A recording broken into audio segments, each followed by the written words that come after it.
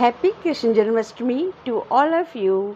आज मैं आपको अपने इस वीडियो में कृष्ण जन्माष्टमी हम क्यों, कब और कैसे मनाते हैं, इन सारे विषयों के बारे में चर्चा करूंगी।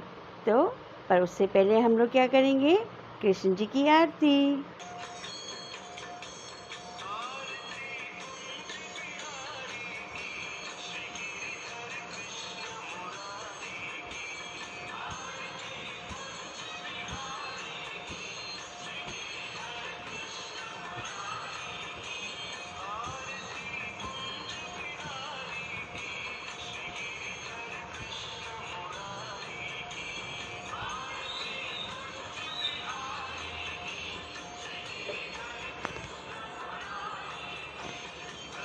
प्राचीन कथा के अनुसार भगवान कृष्ण का जन्म कंस को मारने के लिए हुआ था। कंस मथुरा पर शासन करता था। कृष्ण को जन्म देवकी ने जेल में रह के दिया था। देवकी कंस की सगी बहन थी और उन्होंने वासुदेव जी के साथ शादी की थी। आकाशवाणी हुई थी कि देवकी और वासुदेव का 8वां बेटा कंस को मारेगा। इस भविष्यवाणी को सुनने के बाद कंस ने अपनी बहन देवकी और वासुदेव को कैद कर लिया और उनके सभी पुत्रों को एक एक करके मार डाला।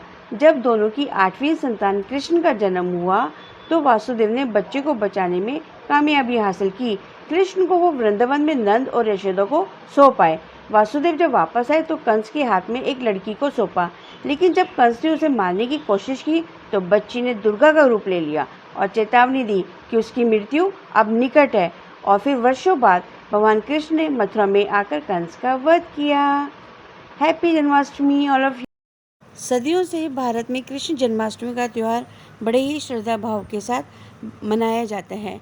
मान्यताओं के अनुसार भाई कंस के अत्याचार सहते हुए कारागार में बंद माता देवकी के 8वीं संतान के रूप में भाद्रपद के कृष्ण पक्ष की अष्टमी तिथि को श्री कृष्ण जी का जन्म हुआ था। इसी मान्यता के अनुसार हर साल भाद्रपद के कृष्ण पक्ष की अष्टमी को कृष्ण जन्माष्टमी का पर्व धूमधाम के साथ मनाया जाता है।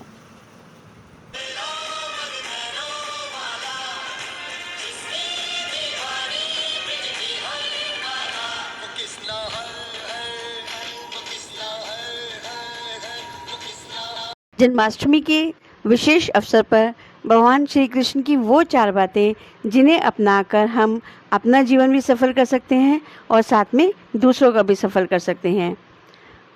श्री कृष्ण जी का पूरा जीवन वैसे तो मानव जाति के लिए विशेष शिक्षाप्रद है। सुदामा जी के साथ मित्रता हो या कृष्ण अर्जुन को गीता का ज्ञान, भगवान कृष्ण के जीवन का हर पल कुछ न कुछ हम सबको जरूर सिखाता है। धर्म विशेषज्ञ कहते हैं कि श्री कृष्ण जी के बताए मार्ग पर यदि चला जाए तो जीवन की सारी कठिनाइयाँ दूर हो सकती हैं। आइए हम उनका पहला नियम जानते हैं। वो कहते हैं, मुसीबत के समय में, मुश्किल समय में लोगों के साथ खड़े रहें। भगवान कृष्ण जीवन में सभी लोगों श्री कृष्ण जी के जीवन से सभी लोगों को ये शिक्षा जरूर ले लेनी चाहिए कि भले ही आप किसी के सुख का हिस्सा बने ना बने, पर दुख में या मुश्किल में उनके साथ जरूर खड़े रहें। चाहे सुदामा जी के दुख में खड़े रहने की बात हो या कौरवों के मुकाबले के समय अपने पांडव मित्रों को साथ देने की। भगवान कृष्ण हमेशा मित्रों के दुख में उनका साथ जरूर देते हैं, तो हमें भी ये शिक्षा जरूर लेनी चाहिए। सेकंड शिक्षा, दिल से दोस्त बनाए, ऐसे देखकर नहीं।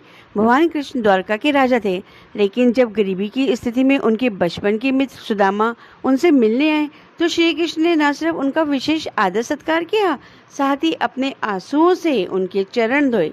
श्री कृष्ण एक राजा थे और सुदामा भिक्षु ब्राह्मण, पर उन्होंने इन सबसे ऊपर बचपन की मित्रता को रखा। और अब उनका हम तीसरा नियम देखते हैं। वो क्या हमको कहते हैं, धर्म के मार्ग पर चलें।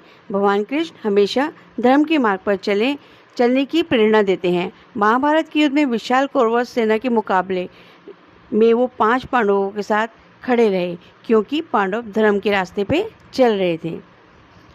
यही कारण है कि कम लोगों के होते हुए पर धर्म के मार्ग पे चलने के कारण इस भयंकर युद्ध में जीत धर्म की हुई।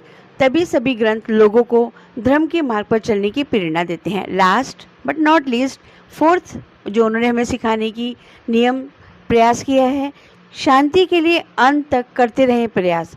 भगवान श्री कृष्ण के जीवन में से सीखने वाली सबसे महत्वपूर्ण बात यह है कि किसी भी विवाद में पड़ने की बजाय, किसी भी झगड़े में पड़ने की बजाय शांति का प्रयास अंत तक करते रहें।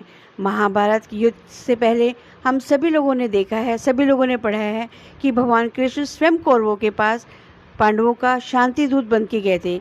युद्ध की बजाय शांति से निपटारे का सुझाव दिया था। उन्होंने पूरी कोशिश की थी कि ये युद्ध ना हो। हालांकि अधर्म के मार्ग पर चलने वाले कौरवों ने इस प्रस्ताव को ठुकरा दिया था और नतीजा सबको पता है कि कौरवों का सर्वनाश हो गया था। जन्माष्टमी का त्यौहार क्यों मनाते हैं, आइए मैं बताती हूँ। सदियों से भारत में कृष्ण जन्माष्टमी का त्यौहार बड़े ही श्रद्धा भाव के साथ मनाया जाता है। मान्यताओं के अनुसार भाई कंस के अत्याचार सहते हुए कारागार में बंद माता देवकी की 8वीं संतान के रूप में भाद्रपद के कृष्ण पक्ष की अष्टमी तिथि को श्री कृष्ण जी का जन्म हुआ था। इसी मान्यता के अनुसार हर साल भाद्रपद के कृष्ण पक्ष की अष्टमी को जन्माष्टमी का त्यौहार बड़ी धूमधाम के साथ मनाया जाता है। पंचामृत क्यों बनाना जरूरी है और इसका भोग कान्हा को क्यों लगाना जरूरी है, आइए जान लेते हैं इसकी खास वजह।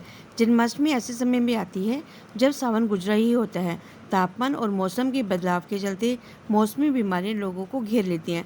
मान्यता है कि ऐसे समय में रोग प्रतिरोध क्षमता बढ़ाने के लिए पंचामृत बनाना उत्तम साधन हो सकता है। राधे राधे।